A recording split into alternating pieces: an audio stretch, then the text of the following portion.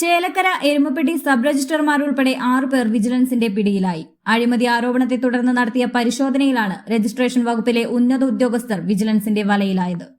DIG അടക്കം 6 ഉന്നതോദ്യോഗസ്ഥരെയാണ് തൃശൂരിലെ ഒരു സ്വകാര്യ ഹോട്ടലിൽ നിന്ന് വിജിലൻസ് പിടികൂടിയത്. പിടിയിലായവരിൽ ചേലക്കരയിലെയും എരുമപ്പെട്ടിയിലെയും സബ് രജിസ്ട്രാർമാരും ഉൾപ്പെട്ടിട്ടുണ്ട്.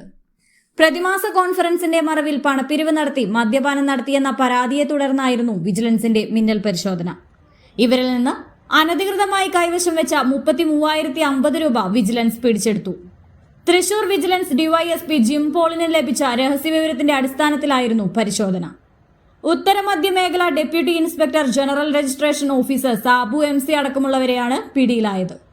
തൃശൂരിലെ പ്രതിമാസ യോഗം കഴിഞ്ഞ് ശക്തൻ നഗറിലെ ഹോട്ടലിലേക്ക് വന്ന ഡിഐജി സബ് രജിസ്ട്രാർമാരായ Rajesh KG, Rajesh K, Jayaprakash MR, Akbar PO, Rajeesh CR എന്നിവർക്കൊപ്പം ബാർ ഹോട്ടലിൽ നിന്നും പുറത്തേക്ക് വരുന്ന സമയത്താണ് വിജിലൻസ് ഇവിടെ എത്തിയത്. പ്രതികളെ തൃശൂർ ജില്ലാ ആശുപത്രിയിലെത്തിച്ച് വൈദ്യപരിശോധന നടത്തി. സംഭവം രജിസ്ട്രേഷൻ വകുപ്പിൽ വലിയ കോളിളക്കം സൃഷ്ടിച്ചിരിക്കുകയാണ്. രജിസ്ട്രേഷൻ വകുപ്പിലെ അഴിമതി ആരോപണവുമായി ബന്ധപ്പെട്ട് കൂടുതൽ അന്വേഷണങ്ങൾ നടന്നുവരികയാണെന്ന് വിജിലൻസ് വൃത്തങ്ങൾ വ്യക്തമാക്കി.